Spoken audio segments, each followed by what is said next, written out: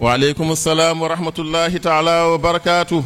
بندرابي تشيرمان سيدي أحمد التجاني وند أنا سلمنا نفوف. Et notre cher Sidi Ahmed Tijani nous salue, nous adresse donc ses salutations. Oui, tchagal yetude Allah. Il dit après avoir loué Allah. Et julde enelado Allah sallallahu alayhi wa sallam et prier sur le prophète Muhammad sallallahu alayhi wa sallam. Oui, hala tchernoka. Il dit que les propos, les paroles du Cheikh Tcherno Cheikh Baro, notre Cheikh Tcherno Cheikh Baro. Oui, dillini ko woni berne makko. Et cela donc a remué tout ce qui est dans son cœur. Oui, non, hankadin do wondo hattimu hunde fof hay hunde hakadona titinde. Dit là maintenant il ne se retrouve plus. O wi ha nino noon kanko ceerno men kaalowo ɗo ha nino tawmo andi holto fuɗɗorto haala makko hankkadi ɗo wonɗo kanko fof ko dilluɗo hay ko yinno haalde ko o yejitiri ɗum kisa. Il dit donc que là il a tellement touché que là actuellement il est perdu, il ne sait même plus par où commencer. O wi ala kulli halin noon o wi kamɓe il dit eux.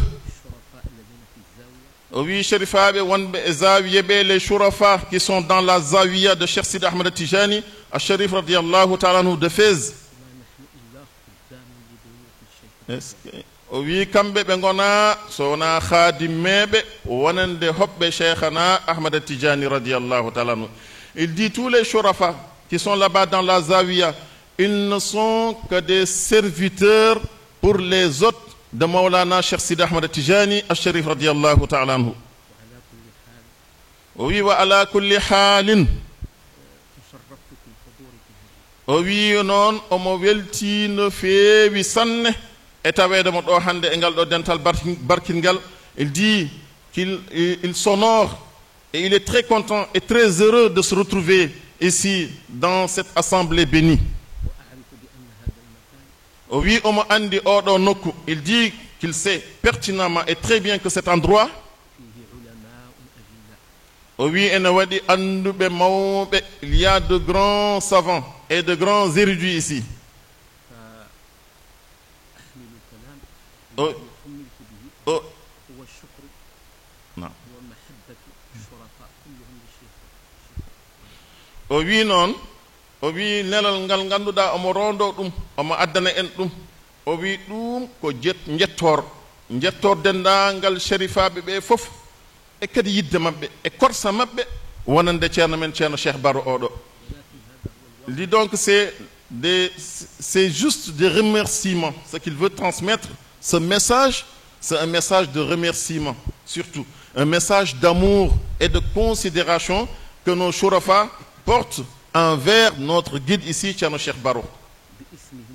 Nam, oui, et inde mabbe, en leur nom. Nam, et inde makko, kanko Sherif Sidi Ahmed, et en son nom, lui, Sherif Sidi Ahmed, et ben yetta, il remercie.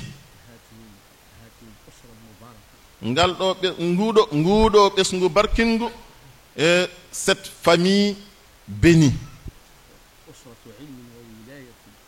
Besngu Gandal Besngu Wilaya, une famille de science, de connaissance et une famille de sainteté. Oui, ça ko ben daranto ko e ko ben gollata ko et pour aussi la mission qu'ils sont en train de mener et le grand travail, le travail colossal qu'ils sont en train de faire pour l'islam et pour la Tijaniya. Oui, ça veut Kongol Allah subhanahu wa ta'ala, pour la parole d'Allah subhanahu wa ta'ala. Rijalun sadaqu ma'ahadullah alayhi. Oui, wande ko worbe be ganduda e be ngondi e ko ɓe ngardini Allah subhanahu wa ta'ala ko ɓe ngadodiri Allah subhanahu wa ta'ala eɓe gondi e ɗum eɓe ndewi ɗum eɓe golli ɗum o wi ɗum go o wi ko rijalun ko worɓe. Il dit donc dans ce verset Allah subhanahu wa ta'ala dit que ces hommes-là, il était en train de parler des vrais croyants, des vrais hommes de Dieu. Il dit que ce sont des hommes qui sont véridiques avec le pacte qu'ils ont scellé avec Allah subhanahu wa ta'ala.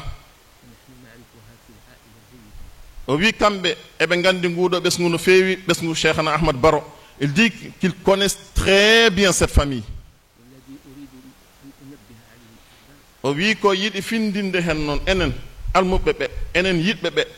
Et il dit donc que ce qu'il veut nous dire, nous les disciples, et nous ceux qui sont réunis ici devant nos chouyours,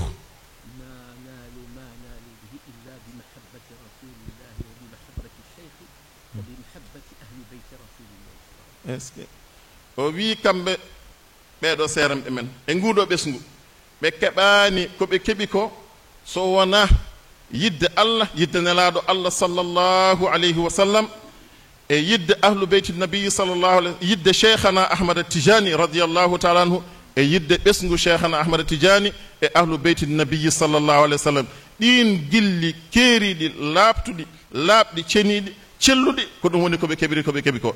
Il dit donc qu'ils n'ont pas obtenu ce qu'ils ont obtenu, ils n'ont pas aussi atteint le niveau qu'ils ont atteint auprès d'Allah subhanahu wa ta'ala que par l'amour qu'ils portent pour Allah et le prophète sallallahu alayhi wa sallam et Cheikh Sidi Ahmed Tijani radiyallahu ta'ala anhu, et pour la famille de Cheikh Sidi Ahmed Tijani et pour la famille du prophète Muhammad sallallahu alayhi wa sallam, pour l'amour sincère et cette grande considération qu'ils ont pour eux.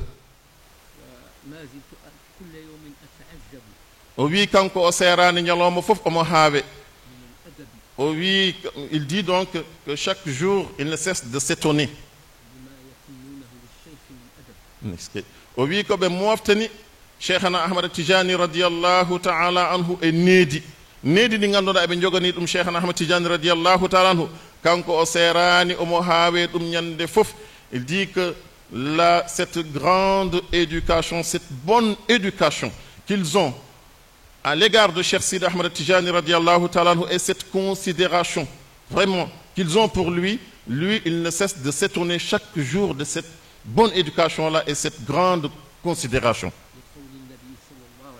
Oui, sabu kongol nelado Allah sallallahu alayhi wa o wi ɗo ko haalata ɗo ko o wi ko nelado Allah sallallahu alayhi wa sallam o wi Cheikh Damrawi mo ganduɗa ko jiyannoɗo nelaɗo Allah sallallahu alayhi wa sallam e sa'a fof taw ko almudo Cheikhana Ahmad Tijani radiyallahu ta'ala anhu nelaɗo Allah sallallahu alayhi wa sallam wimo an Cheikh Damrawi ya andu ko jiyata kam ɗon ko jiigol ngol ganduɗa taƴodirta aɗa yiya kam jamma e ñalawma subaka kikiɗe e waktu fof a dañirani ɗum so wona yiddema e Cheikhana Ahmad Tijani radiyallahu ta'ala anhu. Et donc c'est la parole que le prophète sallallahu alayhi wa sallam a dit à Cheikh Damrawi. Il était un disciple de Cheikh Ahmad Tijani radiyallahu ta'ala anhu, mais Allah lui avait accordé une grande faveur. Et cette faveur, c'est de voir le prophète sallallahu alayhi wa sallam en état de veille. Il le voyait toujours, tout le temps. À tout moment, il le voyait. Des fois, même les messages du Cheikh, c'est lui qui transmettrait cela au prophète sallallahu alayhi wa sallam. Mais qu'est-ce qu'il lui a dit? Toi, Cheikh Damrawi, cette vision et cette faveur que tu as envers moi, tu ne l'as obtenue que pour l'amour que tu portes pour Cheikhna Ahmad Tijani radiyallahu ta'ala. C'est grâce à lui que tu me vois, grâce à cet amour-là.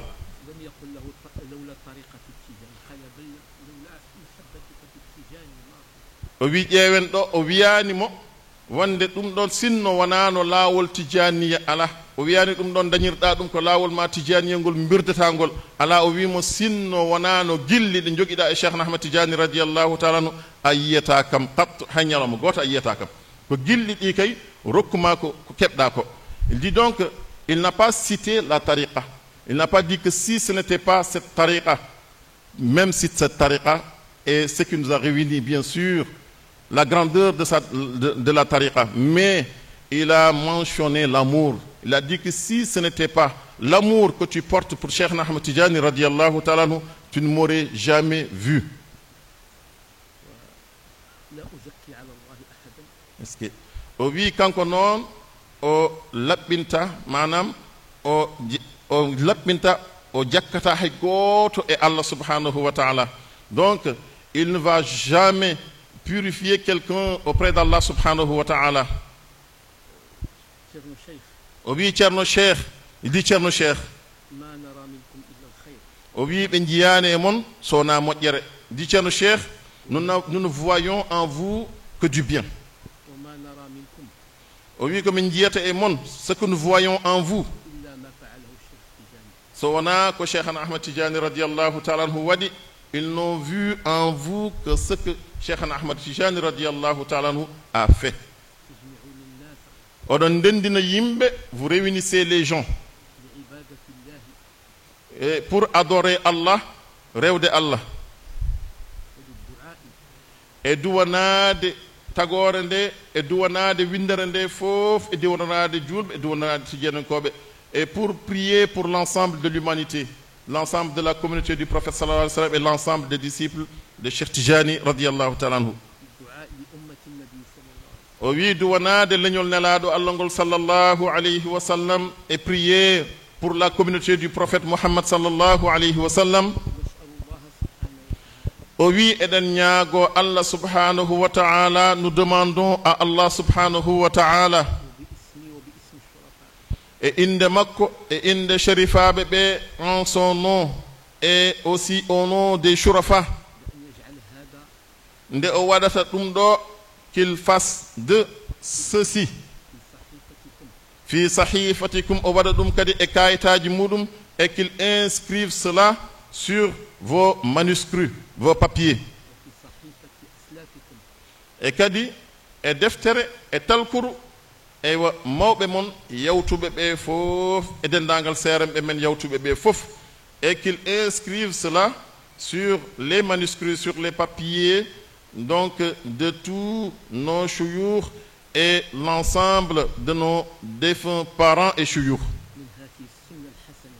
O wi e oɗo sunna mo ganduɗa ko sunna joɗɗo, sunna moƴƴo, et cette sunna, cette belle sunna,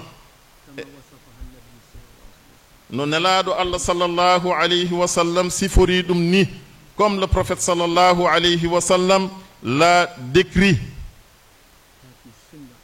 Oui, oɗo sunna, il dit que cette sunna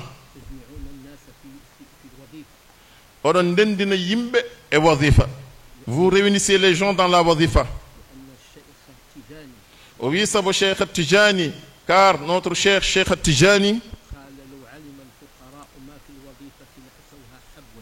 oui, law alimat, oui, sunna wonde yimɓe ɓe, wonde almuɓe ɓe gandino wonde holko woni e wazifa e moƴƴere, e nde Allah waɗi hen nde wonde ɓe mbaɗanno feere ɓe ngara ɓe tawtore wazifa, hay sinno e ɓe ɓafa ɓe ngaranno ɓe tawtore ɗum, sinno ɓe gandino moƴƴere wonde hen nde.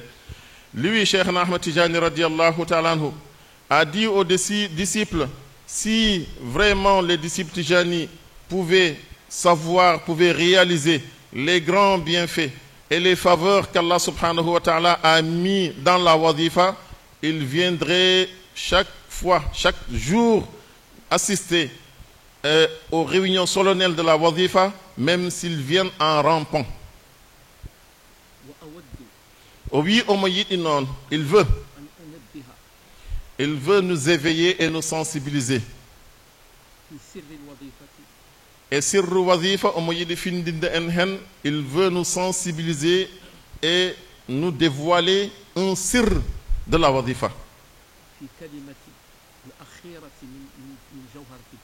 Oui, e konngol cakkitingol e jawharatul kamali. Oui, en yi konngol cakkitingol e jawharatul kamali wiyata ko salatan tu'arrifuna biha iyyah.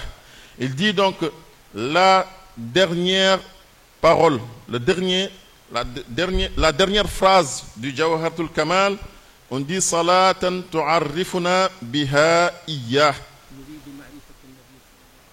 Oui, eden jiɗi andude nelaɗo Allah sallallahu alayhi wa sallam, ko ɗum de woni ɗaɓɓande men, ɗum woni yala men.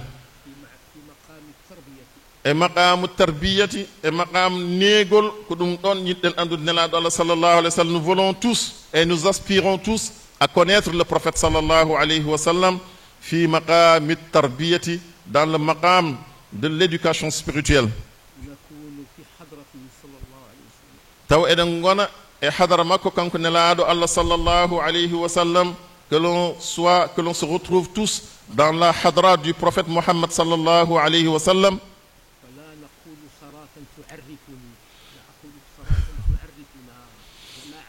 Est-ce que o wi ɗon a wiyata salatan tuarrifuni, o wi wiyatake mbiyata ko salatan tuarrifuna, mo ganduɗa aɗa andina minen fof.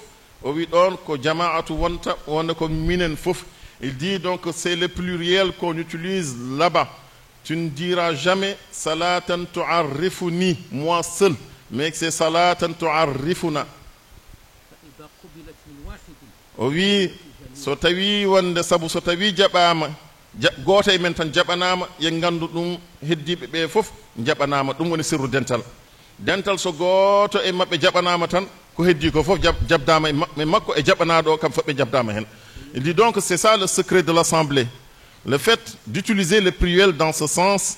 Quand il dit salatan tu'arrifuna biha iyyah, même si c'est une seule personne parmi nous qu'Allah subhanahu wa ta'ala a accepté, sache que tous ceux qui sont dans l'assemblée ont été acceptés avec lui. Oui, way kono e fatihatul kitabi e nder julde wiyete ko iyyaka na'budu e mbiyata iyyaka a'budu. Il dit donc c'est comme dans la fatihatul kitab, chaque fois qu'on récite la fatiha on dit iyyaka na'budu, mais on ne dit jamais iyyaka a'budu. Là ce n'est pas le singulier mais c'est le pluriel que l'on utilise, parce que c'est l'assemblée et c'est le secret et c'est la baraka, la bénédiction de l'assemblée. Oui, il dit donc qu'il ne veut pas rester longtemps dans son discours, il ne veut pas allonger son discours. Oui, ils disent qu'il demande l'autorisation du cheikh. Oui, ñaagono ceerno Allah subhanahu wa ta'ala ebe nduwonomo nde Allah rokkatamo balɗe juutɗe tawno wonde cellal. Il dit donc qu'il demande à Allah subhanahu wa ta'ala, après avoir donc s'être excusé auprès de notre cheikh, donc il lui souhaite une longue vie, qu'il reste longtemps parmi nous. O winde Allah kadi wadata barke e ɓesgu cheikhana Ahmad Baro radiyallahu ta'ala anhu, et qu'Allah bénisse l'ensemble de la famille de cheikhana Ahmad Baro radiyallahu ta'ala anhu. O winde oɗo sirru heddoto, que ce secret, ce sirr reste e nder nguɗo ɓesgu, sirru o heddo hen ha ñalawma darga, et que ce sirr reste dans cette famille jusqu'au jour de la résurrection. O winde Allah kadi ɓeydanta en kadi ɓeydana en enen fof enen e juutɓe fof, Allah ɓeydana en moƴƴereji makko e ɓural makko. Il dit qu'Allah subhanahu wa ta'ala nous augmente de bienfaits et de faveurs et nous augmente cela pour l'ensemble des musulmans du monde. O winde Allah kadi tabitinta en e julɓe fof, et qu'Allah subhanahu wa ta'ala nous raffermisse et l'ensemble des musulmans. O winde Allah kadi jaɓanta en ngal ɗo dewal Allah mangal ngal puɗɗiɗen hande, et qu'Allah subhanahu wa ta'ala nous accepte cette grande adoration que nous avons entamé, nous avons commencé aujourd'hui. Oui, e dendangal ko ene rewe ɗo Allah, e dendangal leƴƴi muɗum fof mo ñaago Allah subhanahu wa ta'ala nde Allah jaɓanta en ɗum. Il dit donc tout ce que l'on fera ici comme adoration dans le Dakar, toutes sortes d'adorations que nous aurions fait ici, il demande à Allah subhanahu wa ta'ala qu'Allah accepte tout. O winde Allah kadi ñifata jeyli fitnaji, et qu'Allah subhanahu wa ta'ala éteigne les troubles et les conflits. O wi kadi mo ñaago Allah subhanahu wa ta'ala nde kisal kadi huɓtidinta aduna o fof, huɓtidina julɓe, huɓtina dendagal leyɗele julɓe e hakkunde leyɗele julɓe e leyɗele aduna o fof, et que la paix puisse régner dans le monde entier. O wi sabu barke nelaɗo Allah sallallahu alayhi wa sallam, par la grâce de notre prophète Rasulullahi sallallahu alayhi wa sallam, et par la baraka de notre bien-aimé Cheikh Sidi Ahmad Tijani al-Sharif radiyallahu ta'ala anhu. O wi wonde yo Allah yoɓon moƴƴere. Assalamu alaikum wa rahmatullahi ta'ala wa barakatuh. Et il vous remercie tous, il remercie tous ceux qui sont ici présents. Assalamu alaikum wa rahmatullahi ta'ala wa barakatuh.